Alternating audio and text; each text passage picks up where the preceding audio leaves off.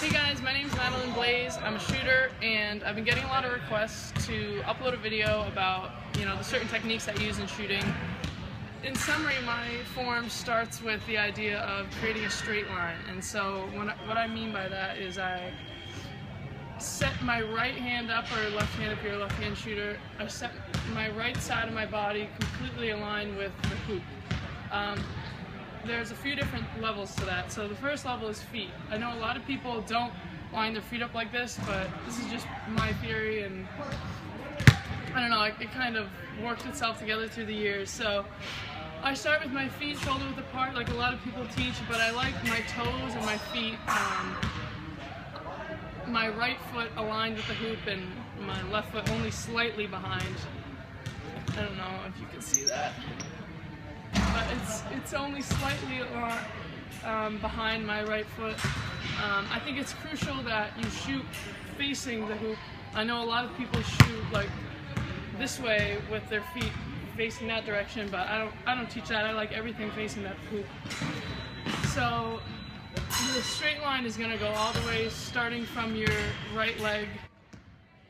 Level 2 is your shoulders. This is also really hard for players because I feel like it's so natural to lean your shoulder out and be facing this direction even though the hoop's right here, and shoot like this. You might have seen even like a lot of NBA players, like a lot of people shoot like this, but I like to teach with both your shoulders facing the hoop.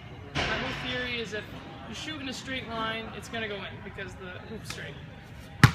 So both your shoulders have to be facing. The next level is your forearm and your elbow.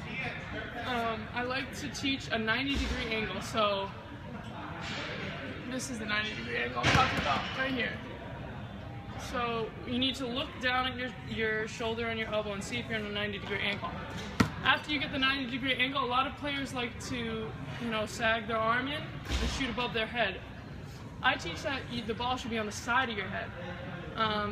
And you have great vision to the hoop, so I don't know how you can even see the hoop when it's in front of your head, but so I teach elbow under the ball. Like, this is a very easy thing to look at yourself to see if you're doing it right. If you see yourself sagging in, if you see yourself kind of leaning your elbow out, like you should be able to tell if your elbow is in a straight line directly under the ball.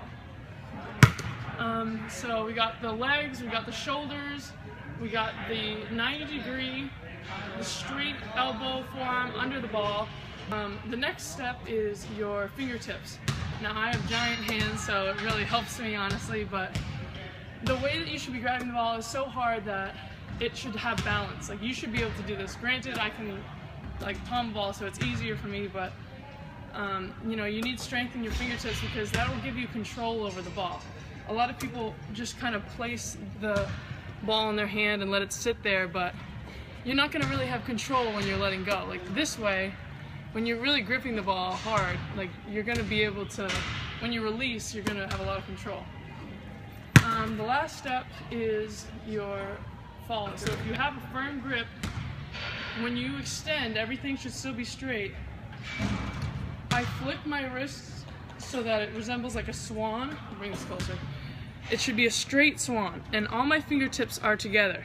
So I'm like really pinching the ball, and then when I fall through, it's like, the way I teach some of the younger girls is it almost hurts when I shoot. And I know that sounds really strange, but I flick my wrist so hard sometimes that it hurts my wrist.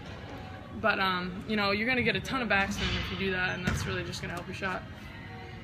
So you're gonna create the fingertips.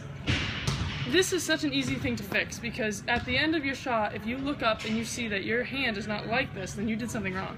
So I see a lot of people flick in, flick out. I've seen flick out. I've seen this. We want to have control over the ball the whole way and flick in all together straight along with the line.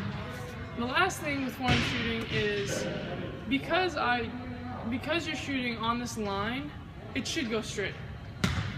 So adding this guide hand is not going to do anything besides deter it a different direction. So when I'm teaching how to shoot, I like to teach your guide hand does not touch the ball ever. And I'm not really even just talking in form shooting, that's how I really shoot.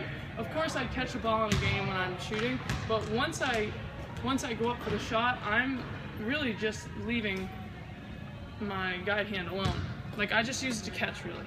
So when you're form shooting on your own, you can use one hand or two hands, but the second hand doesn't do much. So when you add it all together, it looks like this. You're gonna, and you can do this on your own. You should be able to, you know, look at your body the whole time and what it's doing. Form shooting is so technical, so do not just chuck it up there because your muscle memory is gonna absorb what you're giving it. And I look at my body, and if everything's in a line. And so I think, is this directly under my knee? Is this directly under the ball? I look at my shoulders. Is this one sagging out? Because you see how this is still a line, but this isn't. My shoulders still sagged out. You want your shoulders to be, both your shoulders to be facing the same direction. And then after I've agreed everything is right, I'll flick my wrists. I'll just, after everything is right, all I focus on is how hard I'm flicking my wrists and how straight my swan is and things like that. So just to give you a couple of ideas.